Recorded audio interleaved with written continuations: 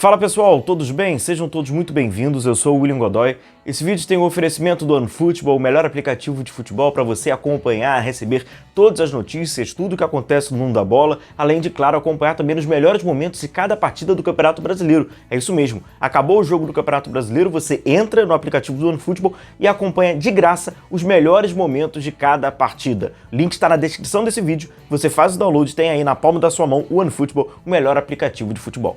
Galera, vamos falar desse empate, Flamengo e Racing terminou 1-1, para aquele torcedor que não acompanhou o jogo, ou não tem acompanhado, né, ele tirou ali um período sabático, não tá acompanhando o Flamengo, ele olha esse 1-1 e fala, pô, não foi um mau resultado, né, empatou fora de casa contra uma equipe argentina, 1-1, só que quem tem acompanhado e quem viu o jogo já tem uma outra dimensão.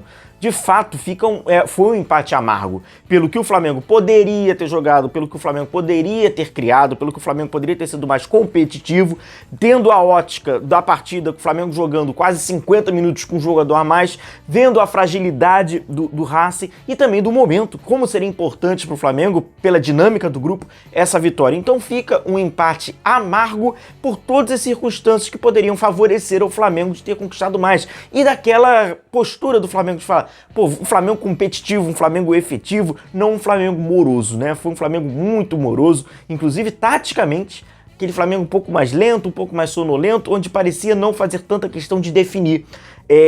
A estatística da partida, entre a finalização ao gol, ela demonstra um pouco, né, desse sintoma que foi desse Flamengo, que foi pouco, né, que acabou produzindo pouco e muito pouco produtivo. Não é à toa que o goleiro Arias, do Racing, vamos contar quantas defesas, qual defesa você lembra do goleiro do Racing, né? Acaba traduzindo um pouco sobre isso. Taticamente, como a gente vê aqui na imagem, né, o Flamengo tendo ali o Eric Pulgar, ele fez uma boa partida, tá? É uma exceção dessa regra aí de um Flamengo tão sonolento, devagar. Ele fez um bom jogo, jogando ali praticamente na paralela, né, com o Thiago Maia, como a gente vê, Fabrício Bruno, Léo Pereira, Ayrton Lucas, olha lá os dois, e o Wesley bem espetado. O Wesley acabou passando por um personagem na partida, né, por aquela expulsão, era evitável?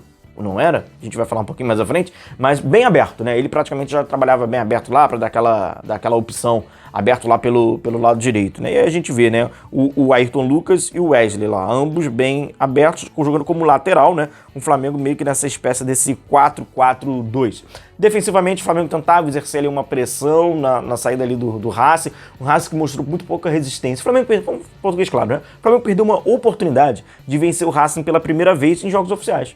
Uma oportunidade, porque o Racing, o Racing assim, com muitas limitações, né? E a gente vê nitidamente também um time sem confiança que também passa pelo Flamengo, né? A gente vê nos momentos ruins, a bola começa a pesar, né? Aí começa um acúmulo de erros, de problemas individualizados dentro de campo, assim, os caras começam, é impressionante, né? Enquanto tá vencendo, mas quando começa a ficar esquisito as coisas, nossa, o Flamengo praticamente quase entregou, né? Um lance que ali envolveu o Fabrício Bruno, mas também passou antes pelo pé do Everton Ribeiro, que tem muito mais qualidade do que o Fabrício Bruno e também erra. E isso acontece em vários. Aí o Santos fica preso, né? Mas esse é um outro tema. Mas aí seguindo, tem uma questão aqui que, como a gente vê, o Racing meio que naquele 4-4-2 ainda, ele estava com 11 jogadores em campo, e aqui é uma condição do seguinte, o Vidal tá atrás da linha, né? Esse momento que, por exemplo, tem um Léo Pereira que ele vai, levanta a cabeça, quer sair jogando, o Ayrton Lucas que está mais aberto aqui, ó, tá mais livre. Esse momento o Flamengo, ele é lento. Tá lento, tá moroso nesse momento. É aquela questão, ou não tem a linha de passe, não tá dando a linha de passe, ou não tá ocupando o espaço, tá lento. E aí fica um jogo meio que engessadão, fica meio que engessado nesse aspecto. Defensivamente o Flamengo tava agora 4-4-2, galera, 4-4-2, linha com 4 jogadores no meio de campo, Pulgar e o Thiago Maia por dentro, Vidal pelo lado esquerdo e o Everton Ribeiro pelo lado direito, né? Era o 4-4-2, como a gente vê nessa imagem aqui. E aqui é o exemplo que eu trago para vocês. Ó. Por exemplo, o Gabigol, ele tá no entre linhas. Só que você tem que movimentar esses três caras que estão aqui, ó, próximo a ele e ao Vidal, que estão circulados aqui em vermelho, porque esses caras estão fechando a linha de passe do Léo Pereira. Então assim, pro Léo Pereira encontrar um exemplo, pro Léo Pereira encontrar o Gabigol direto, esses caras precisam não estar ali, ele vai ter que achar a linha de passe, corredores. Então, às vezes você pode utilizar o Ayrton Lucas para chegar nele, para ser um terceiro homem. Essa dinâmica aqui, e eu trago como exemplo esse aqui, para encontrar o Gabigol, por exemplo. Essa dinâmica tá lento, tá muito lenta. E aí acontece isso em alguns momentos. Os jogadores estão ocupando os espaços que estão ali, mas às vezes eles não estão dando a linha de passe, eles não se movimentam para a linha de passe, e um outro jogador ele não atrai a marcação, ele não arrasta para encontrar aquele que está livre, né? Para ser aquele terceiro homem, né? O homem livre ali. Tá. Então fica uma questão meio engessada. Isso já tem acontecido em alguns jogos. Neste, que o Flamengo não teve tanta mobilidade ali, principalmente ali no primeiro tempo, tal, mesmo com um homem a mais, ficou ainda claro. Como, por exemplo, eu estava falando já tenho falado com vocês algumas oportunidades sobre a questão do Pedro, dessa falta de movimentação. Isso aqui acaba ilustrando um pouquinho do que eu tenho já falado com vocês há um tempo. O Ayrton Lucas está recebendo a bola aqui pela esquerda. A linha de passe é o Pedro, né? Como a gente vê aqui a trajetória, né? Olha lá, dá para ele fazer esse passe. O que acontece é o seguinte, o Pedro não tem essa mobilidade de descolar um pouquinho ali da linha para atrair a marcação, para fazer uma sustentação. Você recebe ali, sustenta, protege para um outro homem passar pelas costas dele, ou ele atrair a marcação. Ele fica ali flertando ali com a marcação do zagueiro e aí fica encaixotado naquele momento ali. Quando ele recebe, a bola vem até ele, aí ele tem que proteger, aí às vezes ele tenta cavar uma falta. Então você está produzindo pouco o jogo. É aquilo que a gente fala de outra produção, né? Ele não tá produzindo o jogo. A movimentação dele, do Gabigol, ou do Everton, ou do Vidal, é completamente diferente. Mas o Pedro também tem a sua dinâmica de movimentação. Aí fica uma movimentação muito abreviada, muito parada, não é à toa. Praticamente não tocou na bola. E não é o primeiro jogo que praticamente não toca na bola. Numa condição como, por exemplo, essa de vai lá, dá sustentação, aquele apoio frontal, traz a marcação, sustenta a marcação, você faz o trabalho do pivô, né? À toa que ele tem essa característica. Sustenta, dá o de primeira pro adversário passar nas costas. Não, ele fica lá, encaixotado lá no adversário. Em alguns momentos é uma movimentação ruim, como por exemplo essa, uma movimentação ruim, que ele até não consegue dar nem uma opção de sustentação um pouco mais à frente. O Flamengo, apesar dos pesares, né? Ele abre o placar com o Gabigol, um gol lá muito importante pro Gabigol, numa canelada que o Gabigol deu, minutos que ele, anteriores, que ele perde um gol, a fase, né? Perde um gol bizonho de perna direita, numa boa jogada que envolveu ali o Vidal com o Pulgar. O Pulgar foi uma lucidez, né? Foi uma boa produção do Pulgar na partida. Aí o Gabigol desperdiça esse gol num lance que a gente havia falado aqui no canal sobre essa característica, né? Sobre essa característica do Racing de marcação. É bom, inclusive, a gente lembrar, né? A gente acertou sobre essa marcação, que é um tanto que ele é individualizada.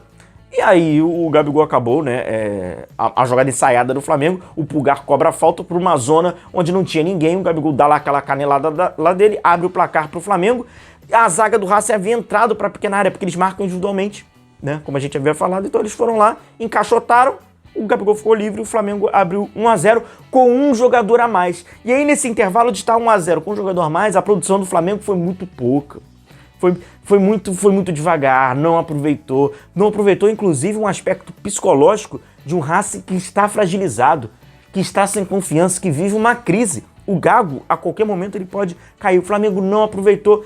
E aí tem alguns flertes ainda do São Paulo, que a gente pode falar mais à frente exclusivamente sobre o São Paulo, e nesse recorte dele no início aí do Flamengo, que é o seguinte, o Wesley, ele acabou recebendo um cartão amarelo, aí foi expulso. O Wesley já tinha demonstrado essa afobação, né? Precisa ali lapidar, obviamente, em jogos que ele inclusive foi bem.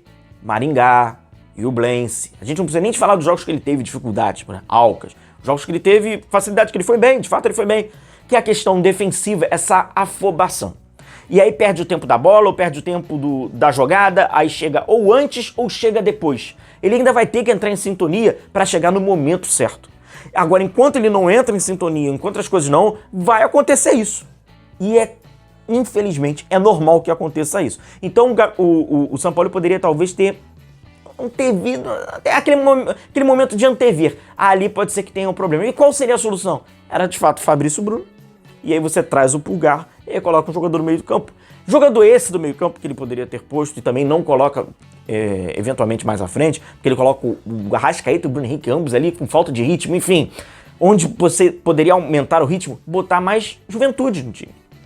Você tem opções mais jovens para esse time. Fato este que vai demonstrando uma certa, a gente vai falar mais à frente, uma certa resistência a isso, e aí coloca lá o Bruno Henrique, bota o Cebolinha, aí vai Bruno Henrique aberto pelo lado esquerdo, Cebolinha aberto pelo lado direito. As coisas não encaixam, vira o Cebolinha pelo lado esquerdo e o Bruno Henrique pelo lado direito, mas tão pouco surte esse efeito. O Racing vai lá, é premiado com uma belíssima cobrança de falta, que o Santos vai lá, nem chega nela, não tá nem próximo, tenta com os olhos e acaba com esse 1-1, que tem esse gosto amargo, sem dúvida nenhuma, para o torcedor do Flamengo, que acompanhou, e mais do que isso, tem acompanhado o Flamengo, porque seria uma oportunidade. O Flamengo precisa virar a chave. Não que esse jogo de virada de chave, magicamente as coisas vão começar a acontecer, mas é necessário esse período de começar essa autoconfiança a ser restabelecida nos jogadores, restabelecida no coletivo, restabelecida na comissão do Flamengo para que as coisas caminhem. As coisas estão muito mais difíceis do que havia sido planejado quando o pessoal puxava aqueles fora, né? Magicamente as coisas vão acontecer, como se fosse um interruptor. Não, ainda não está acontecendo. Eu vou falar mais pra frente exclusivamente sobre o Jorge Sampaoli. Só agradecer a vocês por essa companhia. É isso. 1-1, Flamengo então somando 4 pontos no grupo da Copa Libertadores. Agora faz 2 jogos em casa que são primordiais para vencer no Maracanã, somar mais esses 6 pontos, porque tem que buscar ao máximo o número de pontos e buscar a primeira colocação no grupo. Um forte abraço a vocês, até logo mais então. Tamo junto. Tchau, tchau.